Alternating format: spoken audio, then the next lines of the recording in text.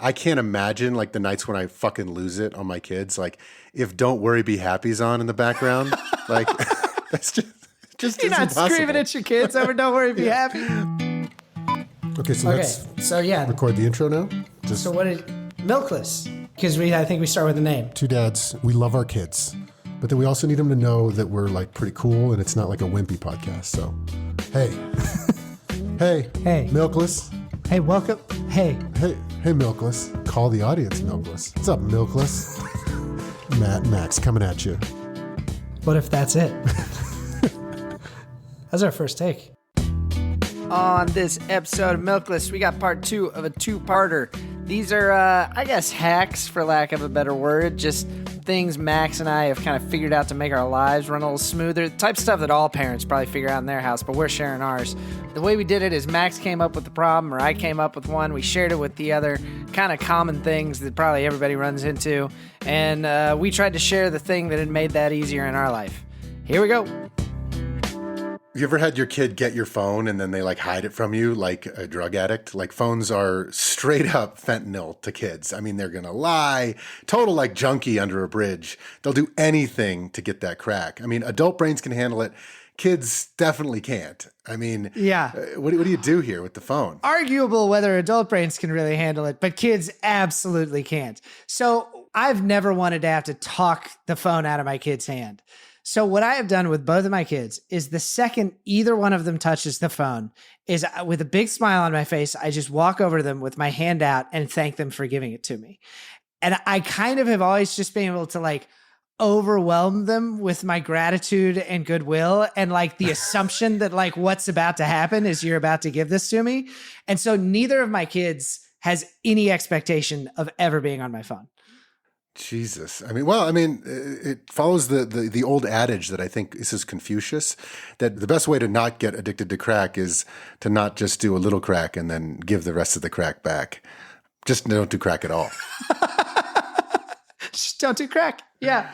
And phone is definitely kid crack. Yeah. And like, look, we're not militant about screen time. I mean, the kids watch shows, but there's such a distinct difference. If I ask my daughter to turn off the TV because the show is over, she turns off the TV. But once they are into the wormhole that is the phone, Yeah. it's like a meltdown every time trying to end that situation. I know. And I mean, we do give the phone we call it pictures. So they look at the photos. What happens, sometimes is they find their way onto some app.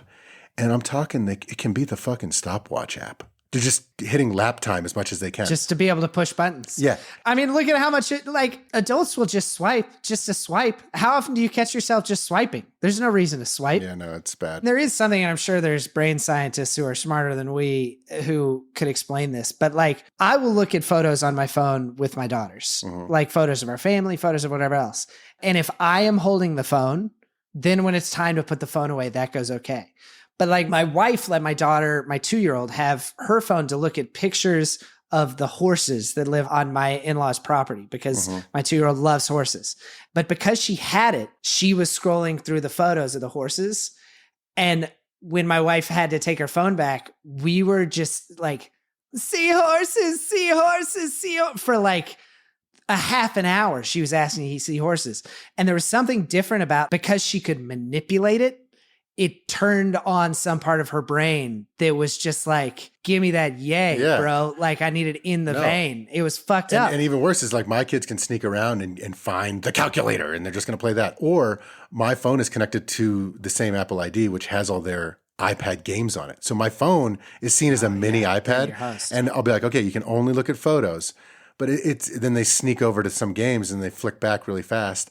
It's basically like, you can have the Robitussin in your medicine cabinet, and they're cooking fucking meth with it. Yeah. So I don't know, man. The second they get the phone, thank you so much. Thanks, baby. That's fun. Just take it, put it in the pocket. That's kind of fun and funny too. And then it's just another one of those things. Water is wet every day. The sun comes up, and when you touch my phone, I walk over to you and you give it to me. I recently saw the movie Twisters. High recommend for seeing in the theater. That movie is exactly as fun as you want it to be. Yeah. But when you see the footage after a tornado goes through, there's like one block just looks like nothing happened. And then the next block it's like you barely can even recognize that there used to be houses there. Oh, yeah.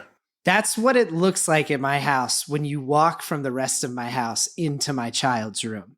It's like the tornado missed the rest of the house and just touched down right. How the fuck do you get your kids to clean their room? Yeah, I don't want to. You do it. Yeah, I mean, we just tried something a couple weeks ago, and it is working. I don't know how long it's going to work, but hopefully it sticks. But we have kids 4, 6, and 8, and our 4-year-old is obsessed with this now. So we travel quite a bit, and we stay in hotels. And anytime we make our own bed at home, we call it hotel living. Like, ooh, hotel living. You tuck in the sheets. It's so nice. So we said, who wants to make their room a hotel?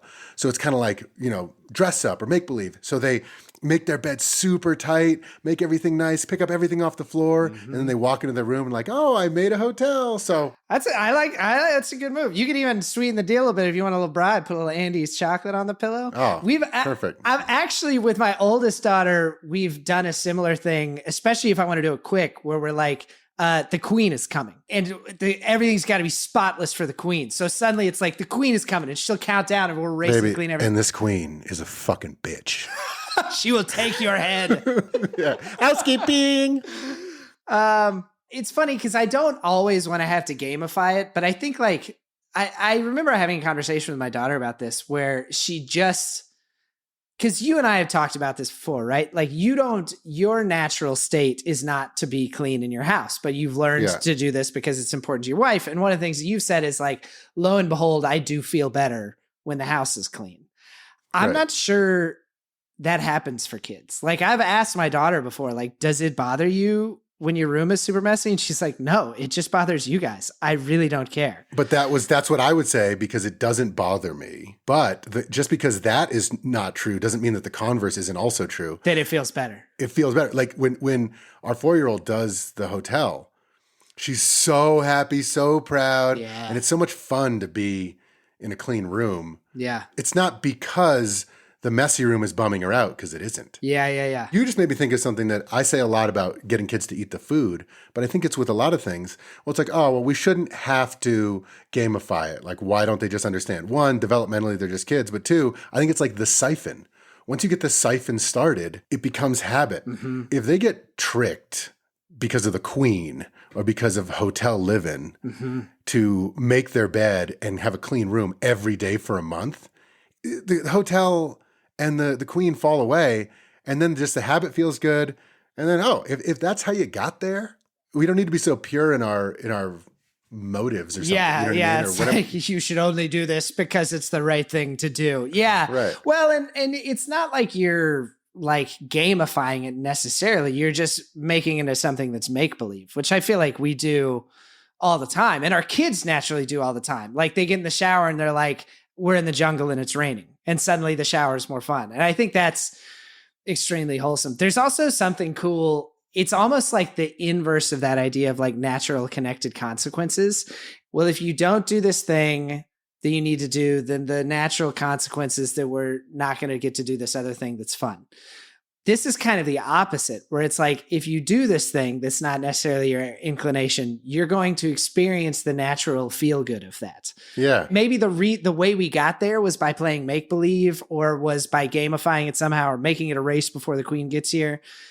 But the end result is that you are going to have a clean room that you are going to enjoy. So they're still making the connection between the reason I have a clean room is it feels better to live in a clean room. This episode is brought to you by Violet Archer in the case of the Purple Martin. And now, an excerpt read by the author, your very own Matt Naylor. All right, this one's an action sequence, so you know there's action there. Here we go. Bob and I both vaulted out of bed and took off running the second our feet hit the floor. Something was inside the house. Baba flew down the stairs 2 at a time, and I slid down the banister alongside him. Martha Mom and Papa Dan had specifically told me not to do that, but they probably didn't expect me to be fighting crime. We stormed into the kitchen at full speed. The soup cans were strewn across the floor, but the room was empty. I heard shuffling coming from the dining room behind us, like claws on carpet. Bob and I turned and ran. He went one way, I went the other. Whatever this thing was, we were gonna have it surrounded. I tore through the dining room, skidding on my socks as I went from rug to hardwood floor. Baba yelped in the next room. It's a sound he only makes when something really spooks him. Oh no. I vaulted over the back of the couch and my foot caught on some kind of cord, sending me tumbling off the front. A table lamp crashed to the floor behind me, but there was no time to stop. Baba might be in trouble. I scrambled my feet and into the hallway. Y'all, check it out.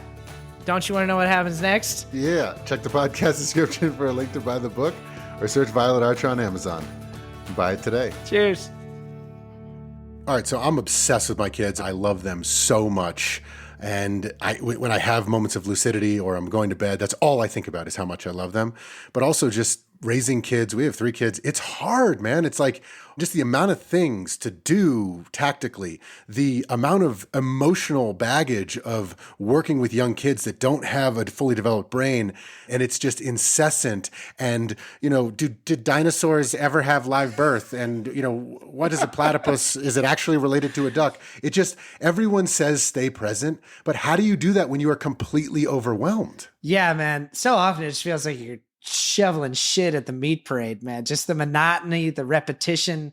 And that's when you end up yelling at them, right? So, of course. One thing I have done that has helped me is I have made a soundtrack that is like, if I were in the movie about this phase of my life and raising kids, I have made the soundtrack to that movie. Okay. And when we are getting ready for bed or something like that falls into that like repetition, task oriented, I put on that music and it can take me from feeling like this is the drudgery of everyday life to like, this is my child's childhood. And this is this moment when I get to be a father to an early child. And it's just hard to fucking yell at your kid over the soundtrack to Finding Nemo. That shit is too beautiful. It calms you down. So I think like go in, like find songs. To the Forager is another one that always makes me think of my daughter. I think the guy's Tom Rosenthal.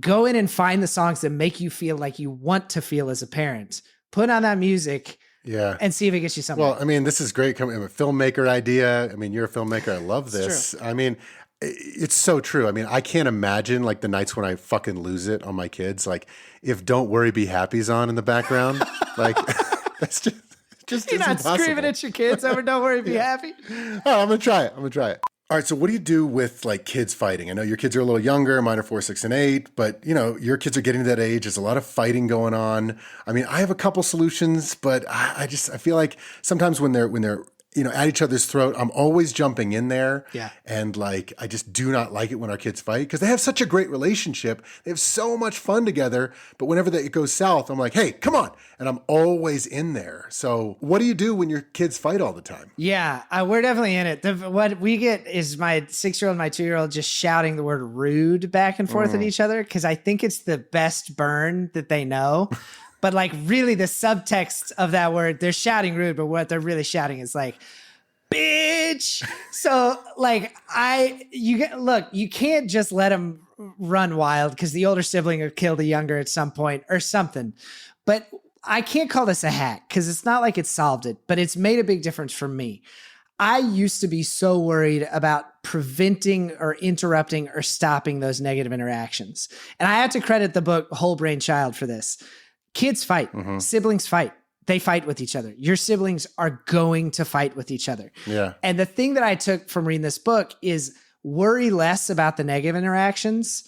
Think more about how to create the positive interactions. So doing things like if one of my daughters does something really cool that she's proud of, I'll go get the other daughter and we'll come watch and then just like get super psyched for her. Or we're at the dinner table and we sit around the circular table and all give each other some of our food to just like do sharing. Creating those moments where they can be on the same team. Sometimes I'll even create a game where they're on the same team against me. And I've found not only is that something I have more control over because you can't stop the negative interactions. Yeah. It actually ultimately ends up being the best way to keep the negative interactions from going too far south. Yeah. If they have this bank of good times together, the bad times don't get quite so shitty. Yeah, that's awesome. And you know what it made me think is like a lot of times I think 9 out of 10, we're having good interactions. It's maybe my own shit where I'm all over the kids. Like anytime something goes south or they're at each other's throats, That's probably just normal sibling shit. Yeah. I should probably let it go. But if it does start to feel like there's too many negative, then, the best defense is a good offense. Bitch. I've always loved like building stuff, Legos, Brio, Magnetiles, everything. It's so fun. Yeah. But I'm always kind of torn between these two things where on the one side, do I just build the whole thing and it's like, watch me build La Sagrada Familia? Or it's like, no, you do it. And I'll just watch you build like Picasso's version of a fucking shack. And it's like, it's what is the middle ground? There's no middle ground. It's like, how do you do that? Yeah, because you either railroad them to make your masterpiece or they build something that's got about as much chance of standing as a Baltimore bridge. Yeah. So this actually, I got a solve for this that I did not come up with. This was my daughter's solution. When we are building Magnetiles, Daddy builds one thing and I build another thing. And when we're done, we put them together. Yeah, that was your idea, right? Of how to do it? Yeah. It works great. Thanks, baby. You take the Magnetiles. I take the blocks. This is the midline. Here's how they're going to connect. One, like that constraint breeds creativity. Two, we end up having these great conversations. We're not actually working on the same thing. What we're doing is parallel play, which is actually a lot of times a lot more comfortable way for a kid to interact. And then we end up just sitting side by side talking while we're both working on a thing that ultimately is going to end up being collaborative in the end. And then at the end, you can just dunk on them by asking your wife to come and say whose is better. Dominated. All right, Matt, we've both been working through, kids being afraid of the dark and different techniques and different tactics. But, I'd love to kind of hear, how you've been dealing with it. So how do you deal with it when your kids are afraid of the dark? Yeah, this is a tough one because you never want to like abandon them when they're scared. But also, this is bedtime. You're supposed to be done. You can't get the fuck out of there. Yeah. So the thing that we've done that has worked best is provide a preposterous number of lighting options in my daughter's room. I mean, there are more lighting cues in my kid's room than like in a T Swift concert. We've got the salt lamp beside the bed. We've got the lamp on the table. We've got the closet with adjustable door openness. We've got, this is the ugliest thing in my house, a peacock shaped lamp that my daughter fucking loves. And I don't think it's just about the light. What it is about is that my daughter has all these levers that she can pull. When she gets worried, she can get up and go turn on this light or that light. I think so much of what is scary for kids is that they feel helpless a lot of the time. They feel like they don't have any control over a situation. And so her ability to get up out of bed and open the closet door a little more to let more light in the room, it's not just that the room is brighter, it's that she is taking control of the situation. Yeah, that's brilliant. And we actually do a very similar thing. And I have a way to then get the number of lights down. I got two ways. One, we do books with full lights. Then I sing a song or two in complete darkness. And I turn off every single light, blackout shade. And they're like, I can't see. I'm like, that's okay. Your eyes will adjust. And it is pitch fucking black while I'm singing that song. And then as I'm leaving, I'm like, pick a light. Like, what do you want to do? And they'll turn on a little light. And then it feels so bright in the room. Nice. And then there's only a single light. And then to your point of optionality, if you have 6 different night lights, it's like, pick one light. Let's see how that feels. And it'll feel incredibly bright. The second one is you basically just say that the monsters can see them better when it's lit. Baby, you have just made yourself a beacon for all of the evil that is right outside your door. So great. Let's make it like a hotel. Oh, wow. But look, What's that? a bug. Okay. No bugs won't be in sinks, so I just let it go down. All right, what else do you need to do to make it a hotel? Put this soap where it belongs. Okay.